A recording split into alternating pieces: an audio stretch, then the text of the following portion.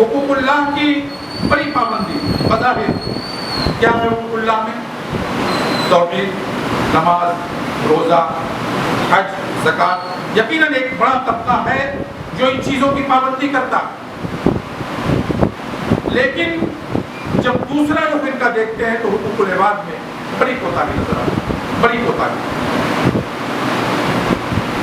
تو ایک بات، ایک اصول، ایک نقطہ ہمیشہ ذہن میں رکھیں کہ وہ شخص کامیاب نہیں ہو سکتا جب تک وہ ان دونوں معاملات، حقوق اللہ میں اور حقوق العباد میں، جب تک دونوں چیزوں کی کوئی پاسداری اور لحاظ نہ رکھے تب تک وہ کامیاب نہیں ہو سکتا۔ اس کی مثال ایک حدیث کے ذریعے میں پیش کروں۔ اللہ کے رسول صلی اللہ علیہ وسلم نے ایک مرتبہ صحابہ کرام سے پوچھا، اے صحابہ کرام یہ بتاؤ کہ مفلس کون؟ مفلس کون ہے؟ صحابہ نے کہا اللہ کے رسول مفلس وہ ہے جس کے پاس لا مال ولا درہم، جس کے پاس نہ مال ہو نہ درہم، وہ مفلس ہے۔ آپ نے فرمایا نہیں، وہ مفلس نہیں ہے، مفلس وہ ہے جو قیامت کے دن آئے گا، اس کے نامہ اعمال نیکیوں سے بھرے ہوں گے، نماز پورا نمبر مکمل، زکوٰۃ، حج، صدقہ، خیرات، پورا نامہ اعمال نیکیوں سے بھرا ہوگا۔ لوگ دیکھیں گے تو یہ کہیں گے، یہ سوچیں گے کہ اب اس کو جنت میں جانے سے کون روک سکتا ہے۔ لیکن اسی دوران جب حقوق العباد کا معاملہ آئے گا تو ایک شخص آئے گا، وہ کہے گا اللہ کے رسول یہ وہ شخص ہے جس نے دنیا میں مجھ پر ظلم کیا تھا۔ دوسرا کہے گا اللہ یہ وہ شخص ہے جس نے دنیا میں میری عزت نفس پر حملہ کیا تھا، مجھ کو غلط کہا تھا، مجھ پر الزام لگایا تھا، مجھ پر بہتان لگایا تھا۔ تیسرا آئے گا اے اللہ یہ وہ شخص ہے جس نے دنیا میں جو ہے میرے حقوق کا خیال نہیں رکھا تھا، میں بھوکا تھا، پیاسا تھا، اس کے پڑوس میں تھا، لیکن اس نے کبھی میری طرف توجہ نہیں دی۔ اس طرح سے لوگ آتے رہیں گے اور اپنی اپنی شکایتیں رکھتے چلے جائیں گے، یہاں تک کہ اب اس کا بدلہ تو دینا ہے اللہ رب العالمین کو، اور آپ جانتے ہیں آخرت میں بدلہ کیسے دیا جائے گا؟ اعمال کے ذریعے۔ چنانچہ اس شخص کے نیک اعمال اس شکایت کرنے والے شخص کو دے دیے جائیں گے، اس طرح سے اس کے اعمال وہاں دیتے جائیں گے، دیتے جائیں گے۔ ایک وقت آئے گا کہ ابھی شکایتیوں کا سلسلہ باقی ہوگا اور اس کے نیک اعمال ختم ہو جائے گا، پھر بھی لوگ آتے رہیں گے شکایت لے کر۔ پھر کیا ہوگا کہ اس کے شکایت کرنے والے کے جو اعمال ہیں، خراب اعمال ہیں، جو برائیاں ہیں، جو گناہ ہیں، وہ اٹھا کر اس پر لاد دی جائیں گے، اور نتیجہ کیا ہوگا کہ اس کے گناہ نیکیاں ختم ہو جائیں گی اور گناہ اس کے اوپر لگ جائیں گے اور اس کو اٹھا کے جہنم میں ڈال دیا جائے گا۔ اللہ کے رسول صلی اللہ علیہ وسلم نے فرمایا مفلس وہ ہے۔ تو اس حدیث سے کیا بات سمجھ میں آئی کہ اگر ہم صرف حقوق اللہ کا خیال رکھتے ہیں اور حقوق العباد میں ہماری کوتاہی ہے تو بھی نجات ممکن نہیں ہے۔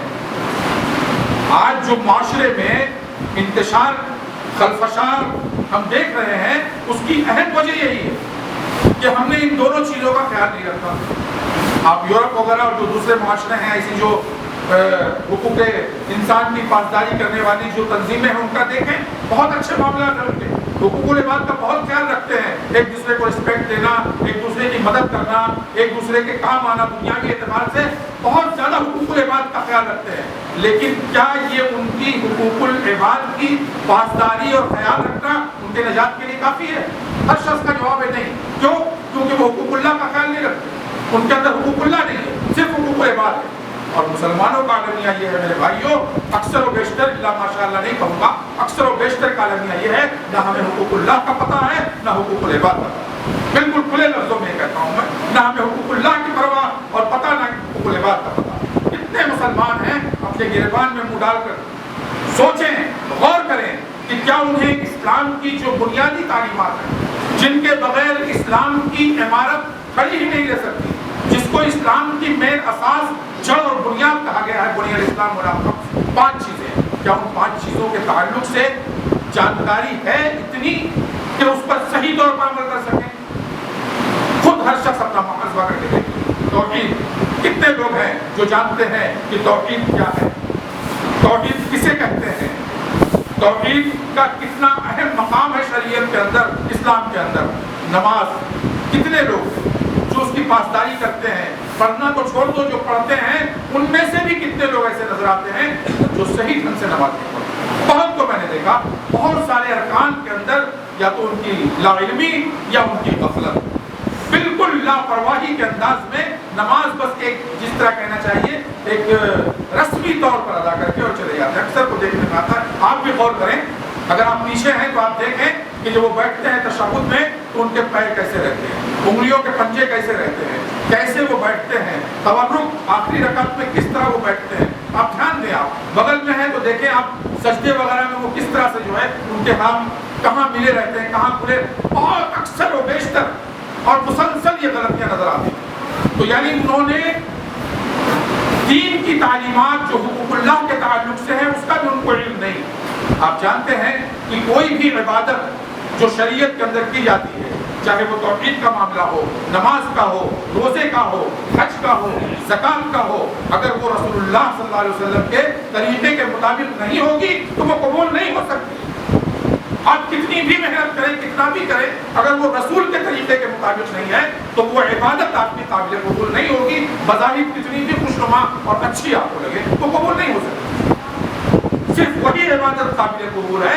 واضح لفظوں میں اللہ کے رسول صلی اللہ علیہ وسلم نے نماز کے تعلق سے کہا ہے صلو کما رأیتمونی اصلی، نماز اس طرح پڑھو جس طرح مجھ کو پڑھتے ہوئے دیکھا ہے. تو رسول کے طریقے کے مطابق اگر نماز ہوگی تو وہ قابل قبول ہوگی. رسول کے طریقے سے ہٹ کر ہوگی تو آپ کتنی بھی نمازیں پڑھیں وہ قابل قبول نہیں ہو سکتی.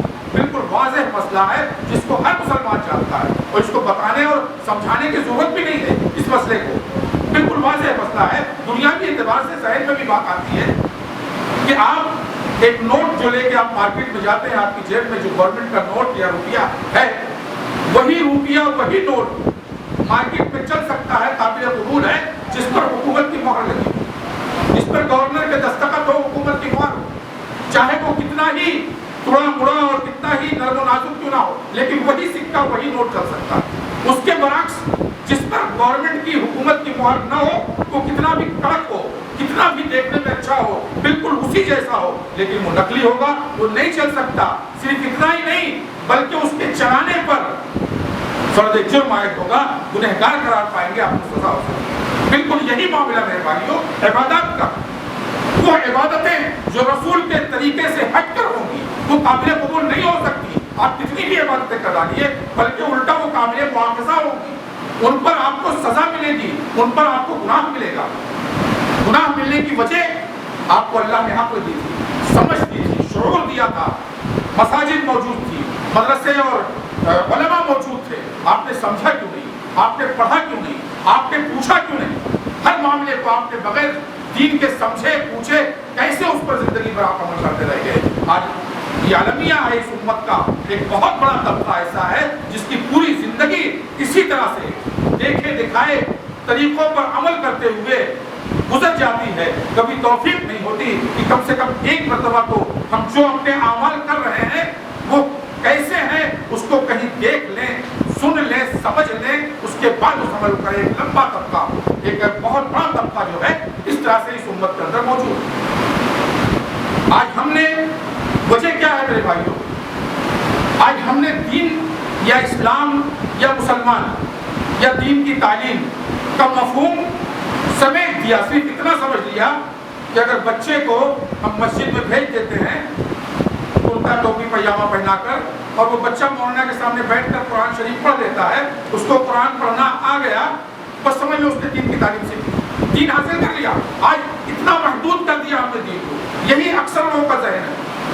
بولے پوچھا جاتا ہے کہ بچہ پڑھتا ہے کہ نہیں دین ہو، ہاں مسجد میں جاتا ہے، ماشاءاللہ قرآن ختم ہو گیا اس کا، دوسرا پارہ چل رہا ہے، تیسرا پارہ.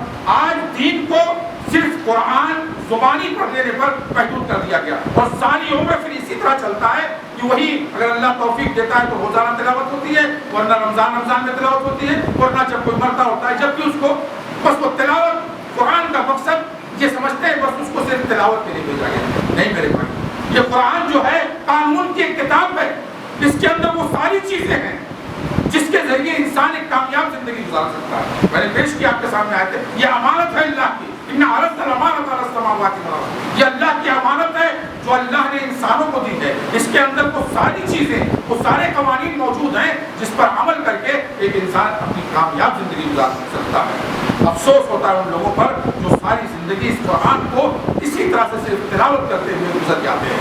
کبھی توفیق نہیں ہوتی اس کو اس کے معنی کے ساتھ، اس کے مفہوم کے ساتھ، اس کے ترجمے کے ساتھ پڑھیں. اللہ کا شکر ہے آج دنیا کی بیشتر زندہ زبانوں میں اس کا ترجمہ موجود ہے.